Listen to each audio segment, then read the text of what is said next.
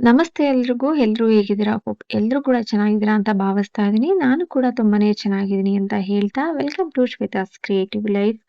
So ಗಿಡದಲ್ಲಿ ಬಿಟ್ಟಿರುವಂತ ಹೂ ಬಿಟ್ರೆ ಸಾಕು ತುಂಬಾನೇ ಖುಷಿ ಆಗತ್ತೆ. ಅದ್ರಲ್ಲೂ ವರ್ಕಿಂಗ್ ಮಾಡ್ತಿರೋರ್ಗೆ ಬ್ಯಾಕ್ ಟು ಬ್ಯಾಕ್ ಹಾಲಿಡೇ ಸಿಕ್ಕಿದ್ರೆ ಅದಕ್ಕಿಂತ ಮ್ ಒಳ್ಳೆ ದಿನ ಬೇರೆ ಇಲ್ಲ ಅಂತಾನೆ ಹೇಳ್ಬೋದು. ಇವತ್ತು 2 ದಿನದ ಹಾಲಿಡೇಸ್ ಹೇಗಿತ್ತು ಅನ್ನುವಂಥದ್ದನ್ನ ನಾನಿವತ್ತು ನಿಮ್ ಜೊತೆ ಶೇರ್ ಮಾಡ್ತಾ ಇದ್ದೀನಿ. ಸೊ ಹಾಗೆ ಒಂದ್ ವಿಷಯದ ಬಗ್ಗೆನೂ ನಾನು ವೆರಿ ಇಂಪಾರ್ಟೆಂಟ್ ವಿಷಯದ ಬಗ್ಗೆ ಇವತ್ತು ಈ ವಿಡಿಯೋದಲ್ಲಿ ಮಾತಾಡ್ತಾ ಇದ್ದೀನಿ. ಸೊ ಹೋಪ್ ಈ ವಿಷಯ ಎಲ್ರಿಗೂ ಕೂಡ ಇಷ್ಟ ಆಗುತ್ತೆ ಅಂತ ಭಾವಿಸ್ತಾ ಇದೀವಿ. ದಿನನಿತ್ಯದ ಜೀವನದಲ್ಲಿ ಎಲ್ರಿಗೂ ಕೂಡ ನೋಡುವಂಥದ್ದು ಇಲ್ಲ ಪ್ರತಿದಿನ ಕೇಳುವಂತಹ ಒಂದು ವಿಷಯ ಆಗಿರುತ್ತೆ. ಆದ್ರೆ ಅದನ್ನ ಅಷ್ಟೊಂದ್ ಸೀರಿಯಸ್ ಆಗಿ ಯಾರೆಲ್ಲ ಇದ್ ಮಾಡ್ತಾರೆ ಅನ್ನೋದು ಕೂಡ ನನಗ್ ಗೊತ್ತಿಲ್ಲ. ಸೊ ಒಂದಿನ ಆಗಿತ್ತು ಮೋಜು ಮಸ್ತಿ, ಇನ್ನೊಂದ್ ದಿನ ಮನೆ ಕ್ಲೀನಿಂಗು. ವಾರದಲ್ಲಿ ಒಂದಿನ ನೀಟಾಗಿ ಕ್ಲೀನ್ ಮಾಡ್ಲಿಕ್ಕೆ ಸಿಗುವಂತಹ ಒಂದು ದಿನ ಆಗಿರುತ್ತೆ. ಸೊ ಹಾಗಾಗಿ ಸಿಗೋ ಒಂದು ದಿನದಲ್ಲಿ ಆಫೀಸಲ್ಲಿ ಕೆಲ್ಸ ಮಾಡೋದ್ಕಿಂತ ಜಾಸ್ತಿ ಮನೆಯಲ್ಲಿ ಕೆಲ್ಸ ಮಾಡೋದೇ ಆಗುತ್ತೆ. ಸೊ ಆದ್ರೂ ಕ್ರೆಡಿಟ್ ಅನ್ನೋದು ಸಿಗುತ್ತಾ? ಅನ್ನೋದಂತೂ ಕ್ವೆಷನ್ ಮಾರ್ಕ್ ಅದು. ನಾವ್ ಎಲ್ಲೇ ಕೆಲ್ಸ ಮಾಡ್ಲಿ, ಏನೇ ಮಾಡ್ಲಿ ಕ್ರೆಡಿಟ್ ಸಿಗುತ್ತೆ ಅಂತ ನಾವು ಕೆಲ್ಸ ಮಾಡಿದ್ರೆ ಅದು ನಮಿಗ್ ನಾವೇ ಮಾಡ್ಕೊಳ್ಳುವಂತಹ ಒಂದು ದೊಡ್ಡ ನೋವು ಅಂತ ಹೇಳ್ಬೋದು. ನಮ್ ಕೆಲ್ಸನ ನಾವ್ ಮಾಡ್ತಾ ಇದೀವಿ. ಉಳ್ದಿರೋಂತಹದ್ದು ದೇವ್ರಿಗ್ ಬಿಟ್ಟಿದ್ದು ಅಂತ ಕೆಲ್ಸ ಮಾಡ್ಕೊಂಡು ಹೋದ್ರೆ ಮೇ ಬಿ ಯಾವ ಮಕ್ಳಿಗಾಗಿರ್ಬೋದು, ಹೆಣ್ಮಕ್ಳಿಗಾಗಿರ್ಬೋದು ನೋವಾಗೋದು ಅನ್ನೋದು ಸ್ವಲ್ಪ ಕಡಿಮೆ ಆಗತ್ತೆ. ಅದನ್ ಬಿಟ್ಟು ನಾನ್ ಕೆಲ್ಸ ಮಾಡ್ತಾ ಇದ್ದೀನಿ, ನನ್ನನ್ನ ಯಾರಾದ್ರೂ ಒಬ್ರು "ಅಯ್ಯೋ! ನೀನ್ ಇಷ್ಟು ಕೆಲ್ಸ ಮಾಡ್ತಾ ಇದೀಯಾ" ಅಂತ ಹೇಳ್ಬೇಕು, ಇಲ್ಲ ನಮ್ ಬಗ್ಗೆ ಅವ್ರು ಕೇರ್ ಮಾಡ್ಬೇಕು ಅಂತಂದ್ರೆ, ಸೊ ಅದಾಗದೇ ಇರುವಂತಹ ಮಾತು. ಆಗದಷ್ಟು ಬೇರೆಯವ್ರ ಮೇಲಿಂದ ಎಕ್ಸ್‌ಪೆಕ್ಟೇಷನ್‌ನ ಕಡಿಮೆ ಮಾಡ್ಕೊಳ್ಳಿ. ಲೈಫ್ ತುಂಬಾನೇ ಚೆನ್ನಾಗಿರುತ್ತೆ ಅಂತ ಹೇಳ್ತಾ, ಸೊ ನಾಳೆ ಸೋಮವಾರ ನಾಗರ ಪಂಚಮಿ ಕೂಡ ಇದೆ. ಸೊ ಹಾಗಾಗಿ ಆದಷ್ಟು ಕೆಲ್ಸಗಳನ್ನ ಭಾನುವಾರ ಮುಗಿಸ್ಕೊಂಡ್ರೆ, ಸೊ ನಾಳೆ ನಾಗರ ಪಂಚಮಿಯು ಕೂಡ ತುಂಬಾನೇ ಈಸಿಯಾಗಿ ಕೂಡ ಪೂಜೆ ಮಾಡಿ ಎಲ್ಲ ಮಾಡ್ಕೊಂಡು ಆಫೀಸ್‌ಗೆ ಹೋಗ್ಬೋದು. ಸೊ ಅದರಲ್ಲೂ ಈ ಮಿಡಲ್ ಕ್ಲಾಸಲ್ಲಿ ಆಹ್, ಮನೇಲಿರೋರು ಎಲ್ರೂ ಕೂಡ ದುಡಿದ್ರು ಕೂಡ ಸಾಲೋದಿಲ್ಲ. ಸೊ ಹಾಗಿರುತ್ತೆ ಸಿಚುಯೇಷನ್ಸ್. ಸೊ ಹಾಗಾಗಿ ಆದಷ್ಟು ನಾವು ಕೂಡ ಹೆಲ್ಪ್ ಮಾಡ್ಬೇಕಾಗಿರೋದು ನಮ್ಮ ರೆಸ್ಪಾನ್ಸಿಬಿಲಿಟಿ. ಅಟ್‌ಲೀಸ್ಟ್ ನಾವು ಕೂಡ ನಮ್ಮ ಮಕ್ಳಿಗೆ ಏನನ್ನ ಕೊಡ್ಬೋದು ಒಂದು ಅಟ್‌ಲೀಸ್ಟ್ ಒಂದು ಬೇಸಿಕ್ ಎಜುಕೇಷನ್ ಇಂದ ಅಟ್‌ಲೀಸ್ಟ್ ಸಣ್ಣ ಪುಟ್ಟ ಆಸೆಗಳು, ಸಣ್ಣ ಪುಟ್ಟ ಖುಷಿಗಳನ್ನ ಕೊಟ್ರೆ ಸಾಕು. ತುಂಬಾನೇ ಖುಷಿಯಾಗಿರ್ತಾರೆ ಮಕ್ಳು. ಸೊ ಹಾಗಾಗಿ ಮನೆ ಕೆಲ್ಸ, ಆಫೀಸ್ ಕೆಲ್ಸ, ಮಕ್ಳು ಎಲ್ಲವೂ ಕೂಡ ನಿಭಾಯಿಸೋದು ಈಸಿ ಅಂತ ಹೇಳಿಕ್ಕಾಗಲ್ಲ. ತುಂಬಾ ಕಷ್ಟ ಇರುತ್ತೆ. ನಮ್ಗ್ ಹುಷಾರಿಲ್ಲ ಅಂತಂದ್ರು, ನಮಿಗ್ ಮಾಡ್ಲಿಕ್ ಮನ್ಸಿಲ್ಲ ಅಂತಂದ್ರು ಬೇರೆ ಆಪ್ಷನ್ ಅಂತ ಇಲ್ದೇನೆ ನಾವು ಕೆಲ್ಸ ಮಾಡ್ಲೇಬೇಕಾಗತ್ತೆ. ಸೊ ಹಾಗಾಗಿ ಅಟ್‌ಲೀಸ್ಟ್ ಯಾರಾದ್ರೂ ನಿಮ್ ಮನೆನಲ್ಲಿ ಹೆಣ್ಮಕ್ಳುಗಳಿದ್ರೆ ಅವರು ಕೂಡ ಇದೇ ರೀತಿ ನಿಮ್ ಫ್ಯಾಮಿಲಿಗೋಸ್ಕರ ಅವ್ರು ಸಫರ್ ಮಾಡ್ತಿದ್ದಾರೆ ಅಂತಂದ್ರೆ, ಸೊ ಪ್ಲೀಸ್ ನಿಮ್ ಮನೆನಲ್ಲಿ ಅಟ್‌ಲೀಸ್ಟ್ ನಿಮ್ ಕೈಯಲ್ಲಾದಷ್ಟು ಕೆಲ್ಸ ಮಾಡ್ಕೊಡಿ. ಅವ್ರಿಗೂ ಕೂಡ ತುಂಬಾನೇ ಖುಷಿ ಆಗತ್ತೆ. ಅದಕ್ಕಿಂತ ಜಾಸ್ತಿ ಖುಷಿಯಾಗಿರ್ತಾರೆ. ಒಬ್ರು ಖುಷಿಯಾಗಿದ್ದಷ್ಟು ಮನೆ ಕೂಡ ಖುಷಿಯಾಗಿರುತ್ತೆ. ಮತ್ತೆ ಅಲ್ಲದೆ ಅವರು ಕೂಡ ಹೆಲ್ತಿಯಾಗಿ ಹಾಗೆ ವೆಲ್ತಿಯಾಗಿರ್ತಾರೆ. ಖುಷಿಯಾಗಿದ್ದಷ್ಟು ಆಯಸ್ಸು ಕೂಡ ಜಾಸ್ತಿ ಆಗತ್ತೆ ಅಂತಾನೆ ಹೇಳಲಾಗತ್ತೆ. ಸೊ ಹಾಗಾಗಿ ನಿಮ್ಮ ಮನೆಯಲ್ಲೂ ಯಾರಾದ್ರೂ ಹೆಣ್ಮಕ್ಳು ಕಷ್ಟ ಪಡ್ತಿದ್ದಾರೆ, ಅದ್ರಲ್ಲೂ ನಿಮ್ಗೋಸ್ಕರ, ನಿಮ್ ಫ್ಯಾಮಿಲಿಗೋಸ್ಕರ ಅಂತಂದ್ರೆ, ಸೊ ನೀವು ಕೂಡ ಆದಷ್ಟು ಹೆಲ್ಪ್ ಮಾಡಿ ಅಂತಾನೆ ಹೇಳ್ಬೋದು. ಸೊ ಇವತ್ತಿನ ಏನೇನೆಲ್ಲ ರೇಷನ್ ಬೇಕಾಗಿತ್ತು ಅದನ್ನು ಕೂಡ ನಾನು ಕೂಡ ನನ್ ಮಗಳು ಹೋಗಿ ಶಾಪ್ ಮಾಡ್ಕೊಂಡ್ ಬಂದ್ವಿ. ಸೊ ಶಾಪಿಂಗ್ಗೆ ಅಂತ ಅವಳನ್ನ ಕರ್ಕೊಂಡೋದ್ರೆ, ಅವಳು ನಾವೇನ್ ತಗೊಂತೀವಿ ಅದ್ರಲ್ಲಿ ಅರ್ಧದಷ್ಟು ಅವಳಿಗೆ ಬೇಡದೇ ಇರೋಂಥದ್ದು ತಗೊಳ್ಳೋದೇ ಜಾಸ್ತಿ ಇರುತ್ತೆ. ಸೊ ಈ ಸರಿ ತುಂಬಾನೇ ಕಮ್ಮಿ ಖರ್ಚು ಮಾಡ್ಸಿದ್ಳು. ತುಂಬಾ ಜಾಸ್ತಿ ಯಾವ್ದು ತಗೊಂಡಿರ್ಲಿಲ್ಲ. ಅಂದ್ರೆ ಅವಳು ತುಂಬಾ ಕೇಳೋದು ತಿನ್ನೋದಕ್ಕಿಂತ ಈ ಡ್ರಾ ಮಾಡುವಂಥದ್ದು, ಈ ಪೆನ್ಸಿಲ್ಸು, ಬುಕ್ಸು, ಜಿಯೋಮೆಟ್ರಿ ಬಾಕ್ಸಸ್ಸು, ಮತ್ತೆ ನೋಟ್ ಪ್ಯಾಡ್‌ಗಳು, ಈ ರೀತಿದು ತುಂಬಾನೇ ಇಷ್ಟ ಆಗುತ್ತೆ. ಬಟ್ ಈ ಒಂದು ಲಿಟಲ್ ಹಾರ್ಟ್ ಬಿಸ್ಕೆಟ್‌ನ ತುಂಬಾನೇ ಇಷ್ಟಪಟ್ಟು ತಿಂತಾಳೆ. ನನಗೂ ಕೂಡ ಚಿಕ್ಕದಲ್ಲಿದ್ದಾಗ ತುಂಬಾನೇ ಇಷ್ಟಪಟ್ಟು ತಿಂತಾ ಇದ್ವಿ. ಸೊ ಅವಳಿಗೆ ಡ್ರಾಯಿಂಗ್ ಮಾಡೋದಂತಂದ್ರೆ ತುಂಬಾನೇ ಇಷ್ಟ. ಸೊ ಹಾಗಾಗಿ ಅವ್ಳು ಡ್ರಾಯಿಂಗ್ ಪೆನ್ಸ್ ಆಗಿರ್ಬೋದು, ಇಲ್ಲ ಬುಕ್ಸ್ ಆಗಿರ್ಬೋದು, ಈ ರೀತಿಯಾಗಿರೋದೇನಾದ್ರೂ ಕಾಣ್ಸಿದ್ರೆ ಸಾಕು, ಇದು ಬೇಕು ಅಂತೇಳಿ ಕೇಳ್ತಿರ್ತಾಳೆ. ಆದ್ರೆ ಏನ್ ಮಾಡಕ್ಕಾಗುತ್ತೆ, ಮಕ್ಳಲ್ವಾ, ಚಿಕ್ಕ ಚಿಕ್ಕ ಆಸೆಗಳೇ ಅವ್ರಿಗೆ ಅದು ದೊಡ್ಡದಾಗಿ ಅನ್ಸುತ್ತೆ. ಸೊ ಹಾಗಾಗಿ ಕೊಡ್ಸಲ್ಲ ಅಂತಾನೂ ಹೇಳ್ಲಿಕ್ಕಾಗಲ್ಲ. ಇಲ್ಲಿ ತಂದಿನ್ನ 10 ನಿಮಿಷ ನಾನಿನ್ನ ಬ್ಯಾಗ್ ಕೂಡ ಓಪನ್ ಮಾಡಿಲ್ಲ. ಆಗ್ಲೇ 2 ಡ್ರಾಯಿಂಗ್ ಮಾಡಿ ಇಟ್ಟಿದ್ದಾಳೆ. ಕಲರ್ ಮಾಡೋದಾಗಿರ್ಬೋದು, ಇದೆಲ್ಲ ತುಂಬಾ ಇಷ್ಟ ಆಗುತ್ತೆ. ಸೊ ಕಲಿಯೋ ವಯಸ್ಸಲ್ವಾ, ಹಾಗಾಗಿ ಆ ಸ್ವಲ್ಪ ಕೊಡ್ಸೋದ್ರಲ್ಲೂ ಕೂಡ ಏನು ವೇಸ್ಟ್ ಅಂತ ಆಗಲ್ಲ ಅಂತೇಳಿ ನಾನ್ ಕೊಡಿಸ್ತೀನಿ. ಇಲ್ಲಿ ನೋಡಿ ಆಗ್ಲೇ 2ಕ್ಕೆ ಪೇಂಟ್ ಎಲ್ಲ ಮಾಡಿ ಇಟ್ಟಿದ್ದಾಳೆ. ಸೊ ಖುಷಿ ಆಗತ್ತೆ ಒಂದೊಂದ್ಸರಿ ಮಕ್ಳು ಇಷ್ಟೆಲ್ಲ ಮಾಡ್ವಾಗ. ನಾವು ಚಿಕ್ಕ ವಯಸ್ಸಲ್ಲಿದ್ದಾಗ ನಮ್ಗೆಲ್ಲ ಯಾವ್ದು ಕೂಡ ಸಿಗ್ತಿರ್ಲಿಲ್ಲ. ಸೊ ಅದೆಲ್ಲವೂ ಕೂಡ ಮಕ್ಳಿಗ್ ನಾವ್ ಇವಾಗ ಕೊಡಿಸ್ತಾ ಇರೋದ್ರಿಂದ ಸೊ ಚೆನ್ನಾಗಿರುತ್ತೆ. ಸೊ ಹಾಗಾಗಿ ಒಂದೊಂದ್ ಕಡೆ ಖುಷಿ ಆಗುತ್ತೆ, ಒಂದೊಂದ್ ಕಡೆ ಹೆಮ್ಮೆ ಅಂತಾನೂ ಅನ್ಸುತ್ತೆ.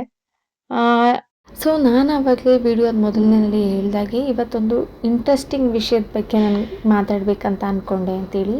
ಸೊ ಅದೇನಪ್ಪ ಅಂತಂದರೆ, ನಮಗೆ ತುಂಬ ಸರಿ ನಾವು ನೋಡಿರ್ತೀವಿ, ಯಾರಿಗಾದ್ರೂ ಹುಡುಗಾಗಿರ್ಬೋದು ಇಲ್ಲ ಹುಡುಗಿಗಾಗಿರ್ಬೋದು ಮದುವೆ ಮಾಡಬೇಕು ಅಂತ ಅಂದ್ಕೊಂಡಾಗ ಸಾಮಾನ್ಯವಾಗಿ ಜನ ಹೇಳ್ತಾರೆ, ಅಂದರೆ ತುಂಬ ಹಠ ಮಾಡ್ತಾ ಇದ್ದಾರೆ ಅಂತನೋ, ಇಲ್ಲ ತುಂಬ ದುಡ್ಡನ್ನೆಲ್ಲ ಹಾಳು ಮಾಡ್ತಾ ಇದ್ದಾರೆ, ಇಲ್ಲ ಹೇಳಿದ ಮಾತು ಕೇಳ್ತಾ ಇಲ್ಲ, ಬೇರೆ ಇನ್ಯಾವುದೋ ಒಂದು ಜನಗಳ ಜೊತೆ ಸೇರೋದಾಗಿರ್ಬೋದು, ಮತ್ತು ಅವ್ರದ್ದೇ ಆಗಿರುವಂತಹ ಒಂದು ಫ್ರೆಂಡ್ಸ್ ಗ್ರೂಪಲ್ಲಿ ಜಾಸ್ತಿ ಓಡಾಡೋದು, ಅವ್ರ ಜೊತೆ ಜಾಸ್ತಿ ಒಡನಾಟ ಇಟ್ಕೊಂಡಿರೋದು, ಇಲ್ಲ ಮನೆಯಲ್ಲಿ ಯಾವುದೇ ಒಂದು ಕೆಲಸ ಮಾಡದೇ ಇರುವಂಥದ್ದು.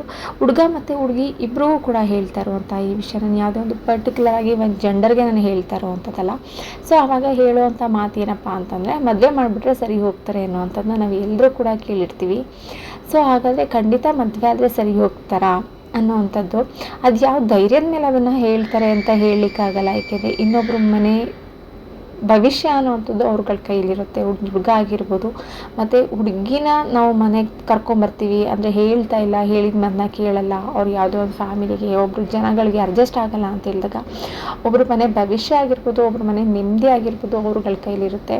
ಸೊ ನಾವು ಈಸಿಯಾಗಿ ಏನು ಹೇಳ್ತೀವಿ ಅಂತಂದರೆ, ಎಲ್ಲರೂ ಜನ ಕೇಳ್ತಿದ್ದಾರೆ ಅನ್ನೋ ಒಂದು ಕ್ವಶನ್ಗೋಸ್ಕರ ಇವ್ರನ್ನ ಮದುವೆ ಮಾಡಿ ಕಳಿಸ್ಬಿಟ್ರೆ ಸರಿ ಹೋಗ್ಬಿಡುತ್ತೆ ಅನ್ನೋ ಒಂದು ಕನ್ಕ್ಲೂಷನ್ಗೆ ಬಂದುಬಿಡ್ತೀವಿ. ಸೊ ಇದು ಎಷ್ಟು ಮಟ್ಟಿಗೆ ಸರಿ ಅಲ್ವಾ?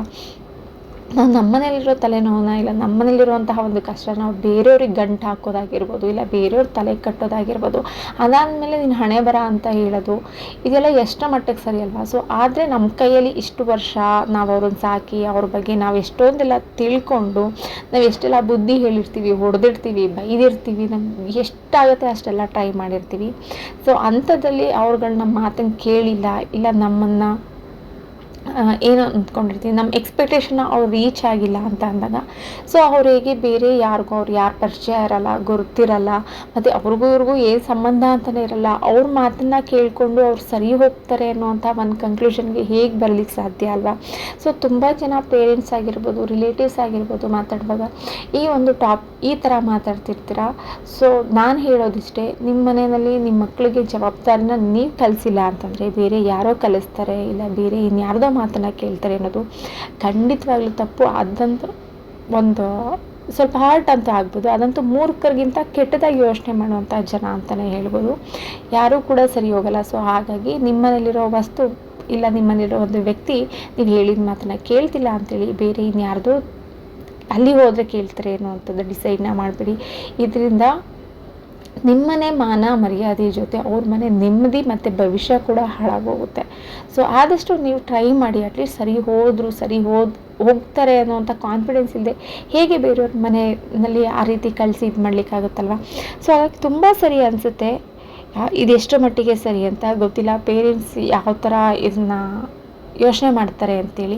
ಸೊ ಮದುವೆ ಆಗಿಲ್ಲ ಅಂತಂದರೆ ಬರೀ ಮದುವೆ ಆಗಿಲ್ಲ ಅಷ್ಟೇ ಮ್ಯಾಟ್ರ್ ಆಗುತ್ತೆ. ಆದರೆ ಮದುವೆ ಮಾಡಿ ಅವರು ಲೈಫಲ್ಲಿ ಚೆನ್ನಾಗಿಲ್ಲ ಅಂತಂದರೆ ಎಷ್ಟೊಂದೆಲ್ಲ ಪ್ರಾಬ್ಲಮ್ಸ್ ಆಗುತ್ತೆ. ಎಷ್ಟೊಂದು ಜನ ಹುಡುಗ ಹುಡುಗಿನ ಸಾಯಿಸೋದಾಗಿರ್ಬೋದು, ಹುಡುಗಿ ಹುಡುಗನ ಸಾಯಿಸೋದಾಗಿರ್ಬೋದು. ಯಾಕೆಂದರೆ ಅಲ್ಲಿ ಒಂದು ಅಂಡರ್ಸ್ಟ್ಯಾಂಡಿಂಗ್ ಅನ್ನೋದೇ ಇಲ್ಲ, ಒಂದು ಎಕ್ಸ್ಪೆಕ್ಟೇಷನ್ಸ್ ಇಲ್ಲ, ಮತ್ತು ಅವರಲ್ಲಿ ಹೊಂದಾಣಿಕೆನೇ ಇಲ್ಲ ಅಂತಂದಾಗ ನಾವು ಈ ರೀತಿ ಮಾಡೋದು ಸರಿಯಲ್ಲ ಅಂತ ಅನಿಸುತ್ತೆ. ಸೊ ರೀಸೆಂಟಾಗಿ ನಾನು ನೋಡಿರುವಂತಹ ಒಂದು ರಿಯಲ್ ಲೈಫಲ್ಲಿ ನೋಡಿರುವಂಥ ಇದನ್ನು ನಾನು ನಿಮ್ಮ ಜೊತೆ ಶೇರ್ ಮಾಡ್ಕೊತಾ ಇದ್ದೀನಿ. ಸೊ ಯಾರೇ ಆಗಿರಲಿ, ಹುಡುಗ ಹುಡುಗಿ ಮದುವೆ ಆಗಲಿಕ್ಕೆ ಅವರು ಫಿಟ್ ಇಲ್ಲ ಅಂತಂದರೆ ದಯವಿಟ್ಟು ಅವ್ರನ್ನ ಫೋರ್ಸ್ ಮಾಡಿ ಮದುವೆ ಮಾಡಿ ಇನ್ನೊಬ್ರ ಮನೆ ನೆಮ್ಮದಿನ ಭವಿಷ್ಯನ ಹಾಳು ಮಾಡಬೇಡಿ.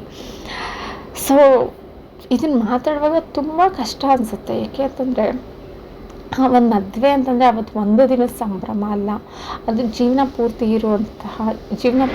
ಜೊತೆಲಿರುವಂತಹ ಒಂದು ರಿಲೇಷನ್ಶಿಪ್. ನಾವು ಅದನ್ನು ಹೇಗೆ ಬೇಕೋ ಹಾಗೆ ನಾವು ಮಾಡಿಕೊಂಡಾಗ ಅಟ್ಲೀಸ್ಟ್ ಏನು ತಪ್ಪು ಮಾಡದೇ ಇರೋರಿಗೆ ಪನಿಷ್ ಆಗಬಾರ್ದಲ್ವ? ಸೊ ಹಾಗಾಗಿ ನಾನು ಇದನ್ನು ಹೇಳ್ತಾ ಇದ್ದೀನಿ.